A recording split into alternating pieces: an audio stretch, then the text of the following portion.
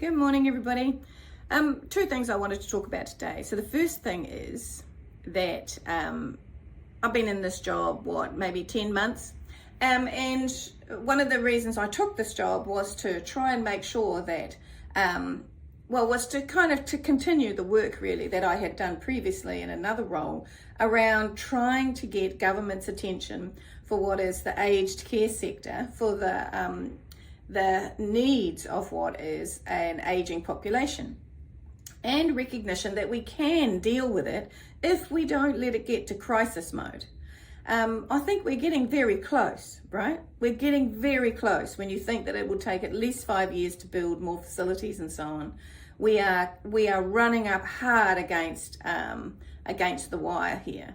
And yet I don't see any sense of urgency. I hear from officials inside of Health New Zealand at the occasional meeting that no, we've got this masses of time.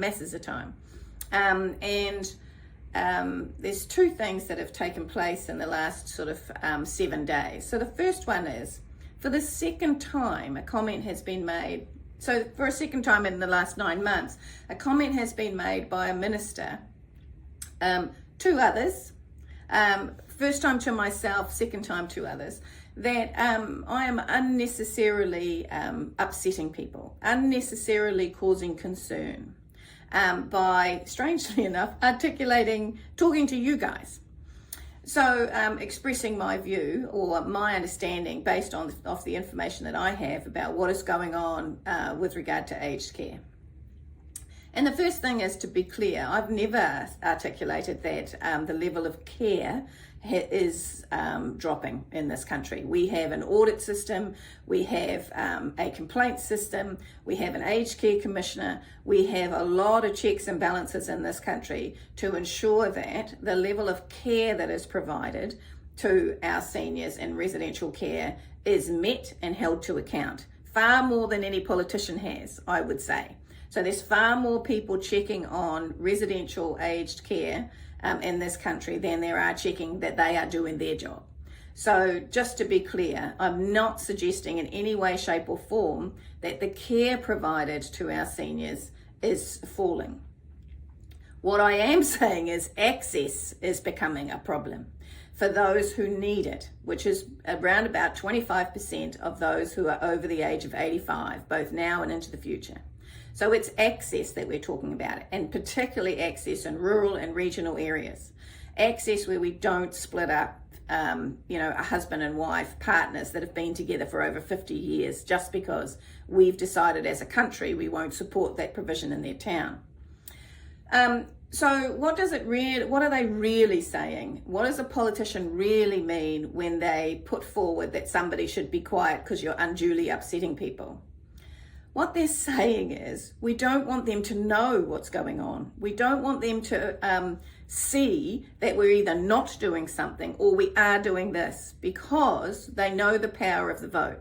So at the end of the day, they want to be able to just implement things quietly or do nothing until they're forced to, and they don't want people to know about it. So when people tell the general public or start to put things into the media that highlight challenges, issues, or lack of action, that's when they start to get upset and start to use you're unnecessarily upsetting people. So be aware if you hear a politician tell you that people are being unnecessarily, concerns are being raised unnecessarily, that's what's driving that. They don't want you to focus on that particular issue. And the second thing that happened in the last 7 days is that Minister Brown, the Minister of Health, was asked by a reporter with regards to Somerset and some of the decisions that Somerset are having to make, whether he was concerned about a lack of care beds in New Zealand. And he said, based on recent provider reporting, Health New Zealand has informed me that there are 2,751 available aged residential care beds across New Zealand. Now, two things are going on. That's true. That's absolutely true. That figure, 2,751 available aged residential care beds across New Zealand. If you were anyway interested in your portfolio, which this is not his portfolio, agreeably, and this is a statement just because he's flipped it off in the media, The next question would be, where are they? What sort of beds are they? Are they the ones that we need? E.g., we're leaving more people at home who need rest home level care, but we're having more people coming in at 85 needing hospital level care. Are these hospital level beds?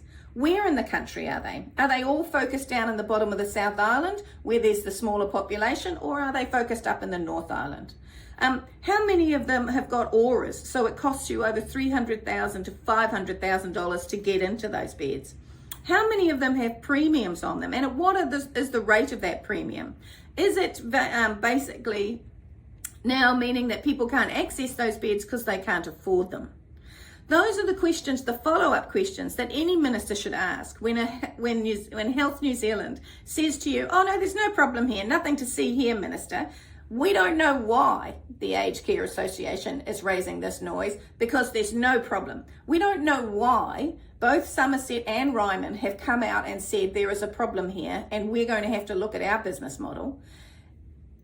Logic tells you something's going on somewhere, so that another series of questions need to be asked. That's what ministers should do.